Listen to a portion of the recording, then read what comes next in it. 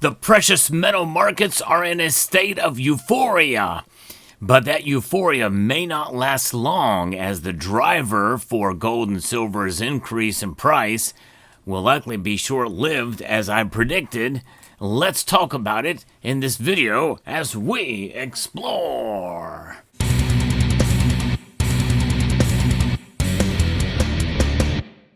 What an interesting day with the markets. Silver is pushing back up above $33 an ounce again.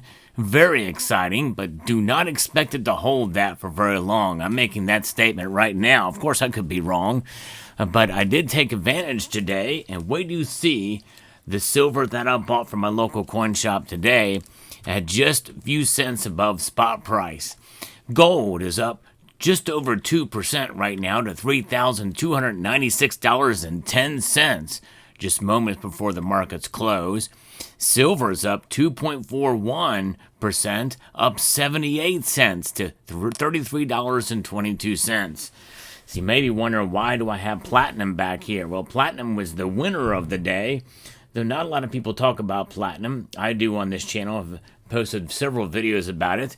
But it's exciting to see it move over 5% today. It's up $52. It's nice to see, but I think that very well could be short-lived too. It's really tough to analyze exactly what moves platinum because it's mostly an industrial metal. Palladium also fared very well, up over 4.3%, up $42 at $1,042 an ounce. Platinum and palladium both comfortably above that $1,000 level. Metals to watch out for, very volatile and definitely has a lot of upside potential, I think especially for platinum right now.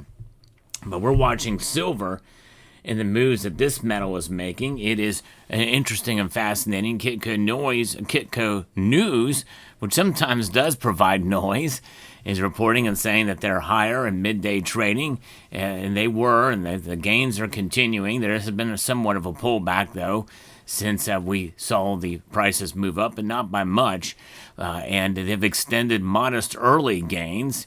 The general marketplace is still a bit unsettled following the surprise ratings agency downgrade to U.S. government debt by Moody's late last week. So that we're still seeing repercussions of that in the markets, and today's price movements are a part of that. But you know what? There will be another dip. And I believe it's good to time those dips, but you can also just straight up dollar cost average. You're going to do well. Summit Metals, elevate your wealth with Summit Metals. They have a really good selection, great prices, and great service. So check out Summit Metals, see if they have the lowest price for the product that you're looking for. And Moody's U.S. debt downgrades is near-term bullish for gold and silver markets. Keywords here being near-term. The renewed focus on U.S. fiscal and debt problems this week have pressured the U.S. stock indexes a bit, and in turn prompted fresh safe haven demand for the two precious metals, and also platinum and palladium by extension. And so that, of course, also means that the dollar index is suffering as a result.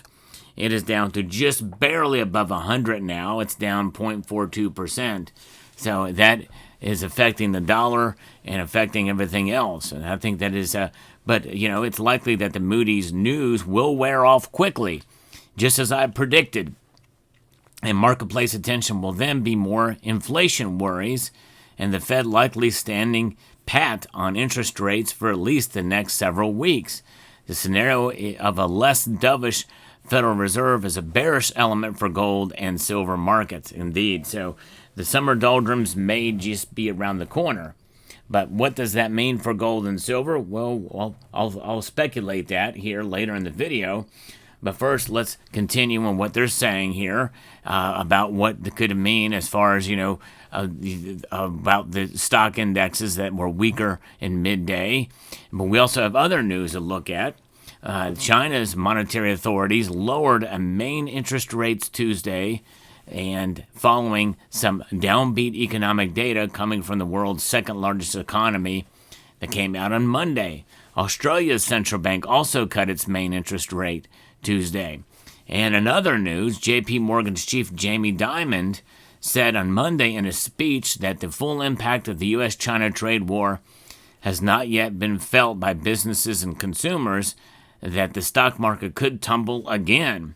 It's an extraordinary amount of complacency in the marketplace, said Diamond. It is something, and that is something we have to keep in mind. And that's going to not do very well for silver, but it will prop up gold. So silver is enjoying this nice high above $33 right now. Again, I do not see it lasting long. I think we're going to see silver fall back in the low 30s, lower than where it is now. But could be wrong on that, but I think that's what's going to happen here. And so we'll see. Now, the key outside markets today see the U.S. dollar index slightly lower. As I mentioned, NYMEX crude oil futures prices are weaker and trading around $62.25 a barrel. The yield on the benchmark 10-year U.S. Treasury note is presently around 4.45%. The bond market is something to watch. Bond yields get too high, that's going to put a lot of pressure on the bonds, and they very well could crash, and it could cause a big problem. Therefore, gold and silver could benefit from that greatly. And we'll see how this plays out. Now, a little technical note here. June gold future bulls have regained the slight overall near-term technical advantage. Bulls' next upside price objective is to produce a close above solid resistance at $3,350 an ounce. Bears' next term near downside price objective is pushing futures prices below the solid technical support at the May low of $3,123.30. And then first resistance is seen at the high today of $32. Now it's $32.94 for gold, and then at $3,300. And support is at $32.50 for gold. For silver, the bulls have the slight, very slight, overall near-term technical advantage. Silver bulls' next upside price objective is closing prices above the solid technical resistance at $33.48. That's a high goal, I think, right now. The next downside price objective for the bears is closing prices below the solid support at $31. A big range, but we could see, I think, they're saying that the bulls have the slight advantage, but I don't think it's going to last long. And $31 could come in sight soon. First resistance is seen at $33 and then at $33.48. Of course, we are now above $33 right now, $33.20 right now, up 2.35%. It did get up to as high as $33.23. That's a pretty big move for silver. Yes, indeed. And by the way, whenever I do these market reports, it's about what happened on the given day, on this day. It's soared today. Anything above a 2%, one direction or another, is either a soar or a plunge, and how I define it. And the markets are about to close, and if you're watching this video about an hour and a half or two from now, you very well could see the Asian markets take effect, and it may show a slight increase or a slight decrease. You're looking at that, rather. So some people have gotten confused on that when they're commenting on the video. I'm talking about the market as it sits right now in New York and the close. But the markets trade at different hours depending on where you're at in the world. And so this is what we're looking at here. Fascinating indeed to see this thing, silver, gold, and silver move. We can celebrate for today, but I think it's going to be relatively short-lived. And that's okay. You know, silver, I think we very well could be seeing the summer doldrums play out as we continue to see some deals being made. There's that push and pull that we see on silver's price, and that is not going to be given up anytime soon. And so therefore, we have to expect that silver very well could fall below $32 an ounce again. And gold very well may flirt with the $31.50, $3,200 range. I still think that silver will remain above $30 this year, and heading into the summer months, and gold will remain above $3,100 this year as we head into the summer months. And I'm still bullish for both metals before the end of the year. I think that silver will still hit $36. But as we progress through the year, that becomes less and less likely. All right, so what did I buy at my local coin shop today? Yes, indeed, for not a whole lot above spot.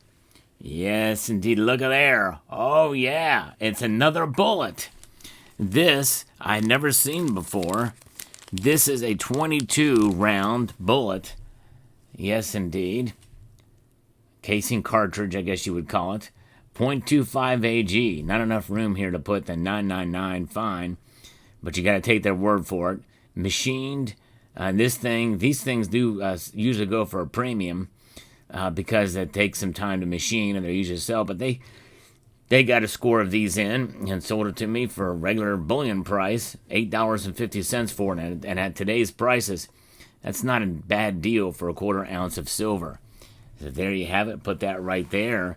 Yes, indeed. Sometimes you got to bite the bullet and get something cute, a little cute 22 long rifle round of silver. So there you have it. I hope you enjoyed this video. I'd like to extend a multitude of gratitude to each and every one of you for taking the time to watch this video, and to encourage you to please rate, share, comment, and subscribe.